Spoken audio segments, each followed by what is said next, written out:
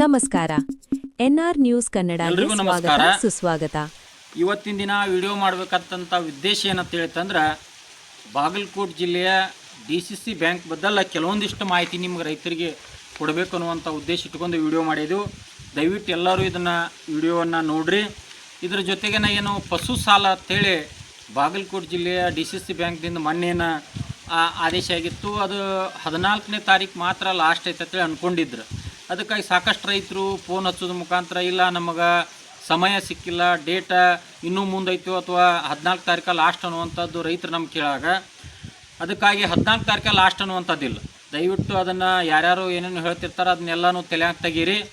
ತಮ್ಮ ವ್ಯಾಪ್ತಿಯಲ್ಲಿ ಬರ್ತಕ್ಕಂಥ ಬಾಗಲಕೋಟೆ ಜಿಲ್ಲೆಯ ವ್ಯಾಪ್ತಿಯಲ್ಲಿ ಬರ್ತಕ್ಕಂಥ ಪ್ರತಿ PKPS ಒಳಗೆ ರೈತರು ಅವ್ರ ಜೊತೆ ಸೆಕ್ರೆಟ್ರಿ ಅವ್ರ ಜೊತೆ ಹೋಗಿ ಮಾಹಿತಿಯನ್ನು ತೊಗೊಂಡ ದಾಖಲಾತಿಗಳನ್ನು ತಾವು ಕೊಡಬೇಕು.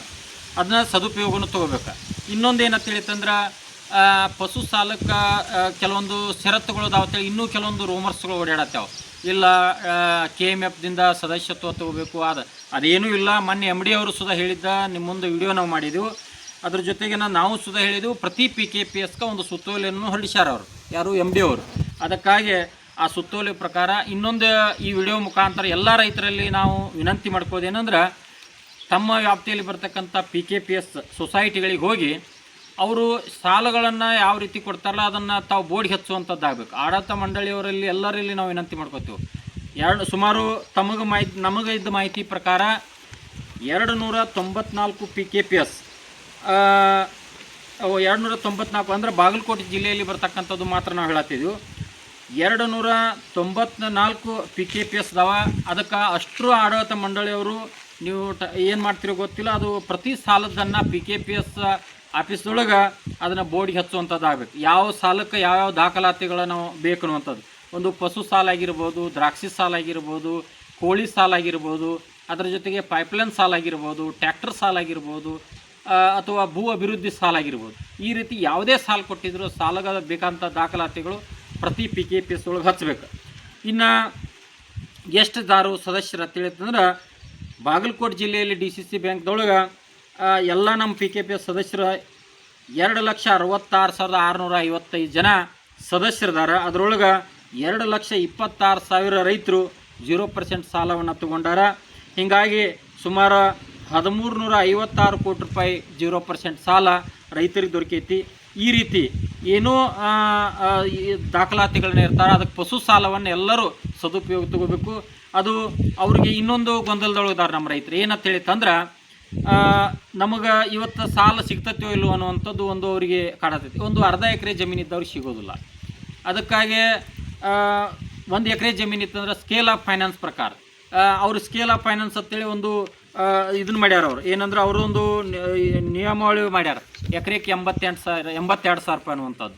ಈ ವರ್ಷದ್ದು 88 ಬರ್ತೈತಿ. ಹೀಗಾಗಿ 82,000 ರೂಪಾಯಿ ನಿಯಮ ಈಗ 2 ಎಕರೆ ಜಮೀನು ಇದ್ದವ್ರಿಗೆ ಕುಂಡಿರ್ತೈತಿ. 1 ಎಕರೆ ಇದ್ದವ್ ಕಮ್ಮಿ ಕುಂಡಿರ್ಬೋದು, 3 ಎಕರೆ ಜಮೀನು ಇದ್ದವ್ ಹೆಚ್ಚು ಕುಂಡಿರ್ತೈತಿ, ಏನು ತೊಂದರೆ ಇಲ್ಲ. ಇನ್ನು ಅರ್ಧ ಎಕರೆ ಜಮೀನು ಇದ್ದವ್ರಿಗೆ ಕುಂಡ್ರದು ಕಠಿಣ.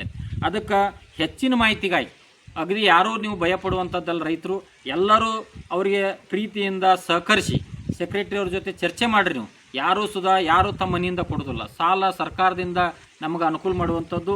ರೈತ ದೇಶಕ್ಕೆ ಬೆನ್ನೆಲುಬು ಅಂತ ಸಾಕಷ್ಟು ಜನ ಹೇಳ್ತಾರೆ. ಆದರೆ ಅದನ್ನು ಸದುಪಯೋಗ ತಗೊಳ್ಳುವಂಥದ್ದು ನಾವು ನೀವೆಲ್ಲರೂ ಕೂಡಿ ಮಾಡಬೇಕಾಗತ್ತೆ. ಪ್ರತಿಯೊಬ್ಬ ವ್ಯಕ್ತಿ ಕೇಳಿದಾಗ, ಯಾವ ವ್ಯಕ್ತಿ ಕೇಳ್ತಾನಲ್ಲ ಕೇಳಿದಾಗ ಅವಾಗ ಪೂರ ಮಾಹಿತಿ ಬರ್ತೈತಿ. ಅದಕ್ಕೆ ಇನ್ನೂ ಕೆಲವೊಂದು ಜನ ವಿಡಿಯೋ ಒಳಗೆ ಹೇಳ್ತಿದ್ರಿ ಇಲ್ಲ ಬಾಗಲಕೋಟೆಗೆ ಸಂಬಂಧ ಇತ್ತು ಅಥವಾ ಬೇರೆ ಜಿಲ್ಲೆದು. ನಾವು ಬಾಗಲಕೋಟೆ ಜಿಲ್ಲೆಗೆ ಸಂಬಂಧಪಟ್ಟದ್ದು ಮಾತ್ರ ನಾವು ಮಾತಾಡತ್ತಿದ್ದೆವು. ಆ ಕಾರಣಕ್ಕಾಗಿ ತಾವೆಲ್ಲರೂ ಇದು ಸದುಪಯೋಗ ತಗೋಬೇಕು. ಸಾಲದ ನಿಯಮ ಮತ್ತು ದಾಖಲಾತಿಗಳನ್ನು ಪ್ರತಿ ಸೊಸೈಟಿ ಒಳಗೆ ಅವ್ರು ಬೋರ್ಡ್ಗೆ ಹಚ್ಚಬೇಕು.